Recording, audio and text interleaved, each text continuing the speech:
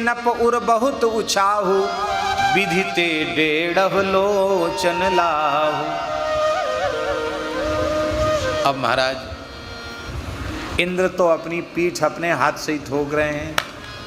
बोले गौतम जी ने बड़ी कृपा की जो हमको श्राप दे दिया, अहिल्या को हमने धर्षित किया, उसके सतीत्व को। तो गौतम जी ने श्राप दिया था कि तुमने देवराज हो करके स्त्री के भोग के आकर्षण में इतना बड़ा पाप कर्म कर डाला, तो इसकी सजा तुम्हें भोगनी पड़ेगी। क्या सजा?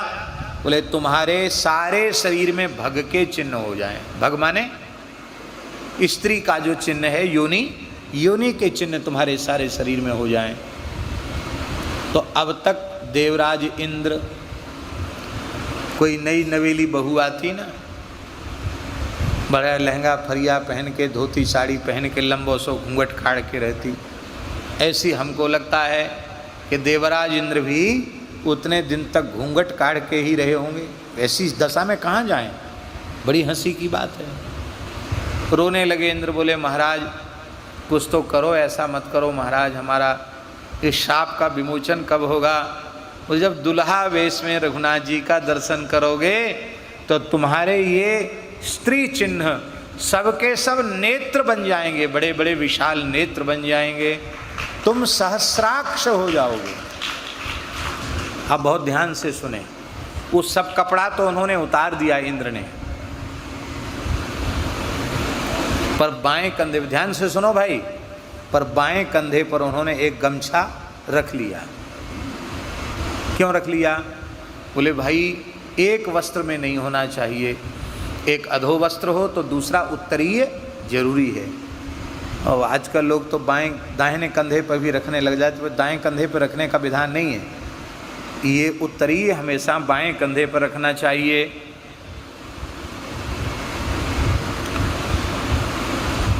तो उन्होंने सोचा थोड़ी मर्यादा विचार करके, तो यहाँ कंधे पर एक गमछा रख लिया। तो वहाँ जो चिन्ह था ना भग का, वो राम जी को नहीं देख पा, वो रह गया शेष। एक पहचान रह गई कि गौतम जी ने श्राप दिया था। इसके बाद तो वो बदला ही नहीं, तो यहीं कंधे पर गमछा रखने लगे। तब से ये बात हो गई, भाई यज्ञ करो, जप करो, तप करो, भगवत सेवा करो, कुछ भी करो तो बाएं कंधे पर वस्त्र होना जरूरी है।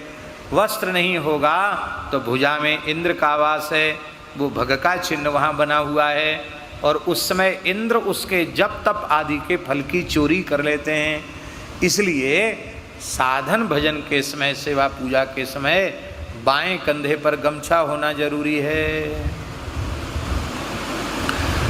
अब एक बात आप हमसे कह सकते हैं कि हमने तो आपको उघारे पुघारे देखा,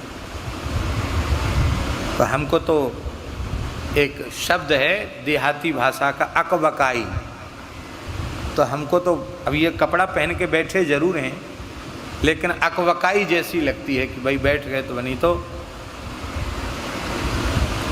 गर्मी में तो केवल एक कॉपीन ही पर्याप्त है और कपड़े उपड़े की ज़रूरत नहीं है। वो हमारे त्यागी जी देख लो, कि गौशाला में जाओ इनका दर्शन करने, न गर्मी की ऋतु, ठंडी में तो नहीं, गर्मी में एक लंगोटी में घूमते हुए दिखाई पड़ेंगे पूरे गौशाला में।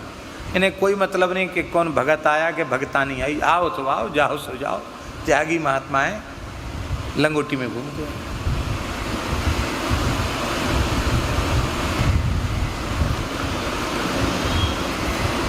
तो हम तो अब प्रातःकालीन नित्य नियम करते हैं तो गमछा होता, कई बार कंधे पर गमछा नहीं होता है। आप कहेंगे जब आप खुद जानते हो तो वो विधि का उल्लंघन आप क्यों करते हो?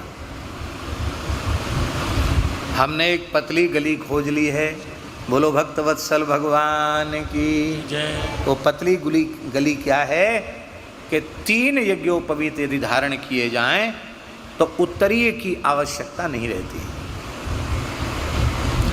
अब वो इसलिए जरूरी है कि संध्योपासन यदि नदी में हमने किया, अब वहाँ महात्मा लोग कहाँ से कपड़े लावें ज़्यादा?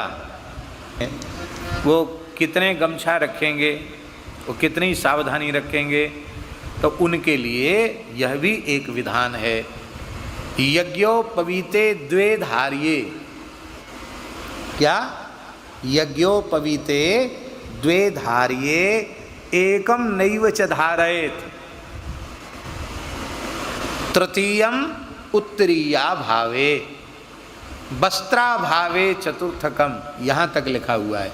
उत्तरीय न हो तो 3 जनेऊ पहनो, और केवल एक लंगोटी में रहने का निश्चय कर लो कि ना अधो वस्त्र पहनेंगे ना उत्तरीय, तो 4 तक जनेऊ धारण करने चाहिए, क्योंकि बिना अधो वस्त्र के भी कर्मकांड करना ठीक नहीं है। इसलिए जो केवल एक कौपीन धारण करते हैं उनको 4 तक जनेऊ पहनने की शास्त्र आज्ञा है, स्मृति वचन है। इसलिए वो तीसरा जनेऊ रखने से उसकी पूर्ति होती है।